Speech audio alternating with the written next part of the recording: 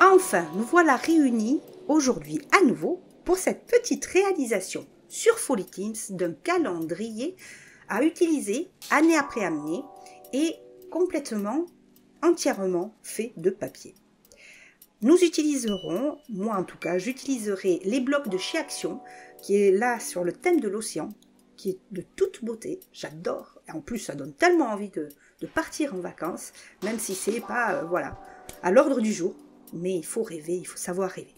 Donc vous utiliserez une feuille qu'on utilise souvent pour le scrap, que vous couperez dans la longueur, en deux, et que nous utiliserons comme support de calendrier. Des ciseaux, évidemment, et nous utiliserons, ou du moins moi j'utiliserai, mais vous pouvez faire pareil, les feuilles, des feuilles parchemin que j'ai colorées moi-même. D'ailleurs sur ma chaîne, allez farfouiller, il y a une vidéo sur le sujet. Des stickers, toujours bloc action, voilà, qui sont très chouettes, très beaux, que j'utilise pas mal, que l'on peut utiliser beaucoup pour les bullet journal, voilà. Un cutter, un scotch et un stylo feutre pointe fine. Donc nous allons commencer par plier en deux notre petit carton et cela va devenir, vous allez voir, image après image, un très joli calendrier.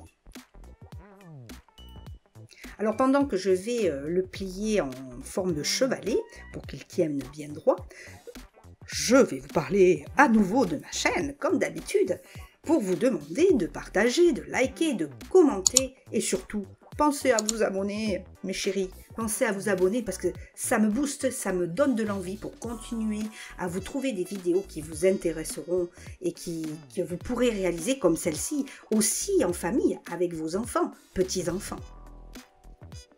Une fois le pliage réalisé, vous allez prendre donc une feuille.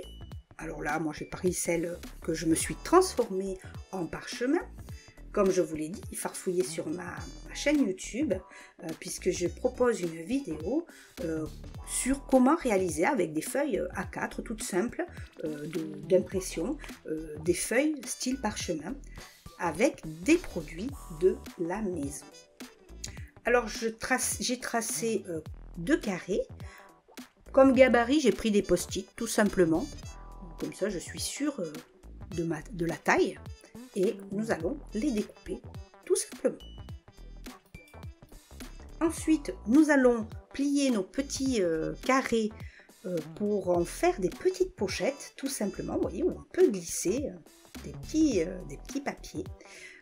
Adaptez cette réalisation avec des techniques que vous savez réaliser. Si vous avez une autre technique pour réaliser vos petites pochettes, allez-y. Ça n'en sera que meilleur pour l'imagination.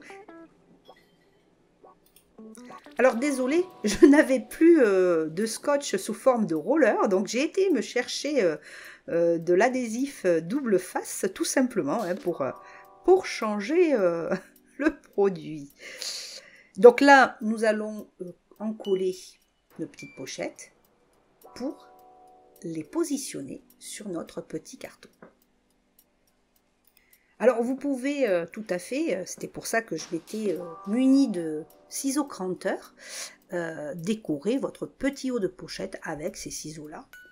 Voilà, c'est facultatif, vous pouvez faire d'autres décos, tout à fait, libre cours à votre imagination aussi. Ensuite, je positionne quelques stickers du bloc action. Là, il y avait quelques bandelettes de washi tape, en fait, hein, tout simplement, c'est des washi, on va se le dire comme ça. Après, vous pouvez utiliser, très bien, je ne l'ai pas fait, parce que je voulais changer, mais vous pouvez utiliser les washi que vous aurez créés. Vous avez également sur ma chaîne une vidéo sur le sujet, même plusieurs, je crois qu'il y en a 2, sur le sujet. Alors, désolé, j'ai oublié en début de vidéo de vous dire de vous munir de post-it. Alors, vous pouvez soit les post-it, soit utiliser des feuilles A4 et découper des carrés à la dimension que vous souhaitez, bien sûr. Pensez à aller voir sous ma chaîne, sous ma vidéo, pardon.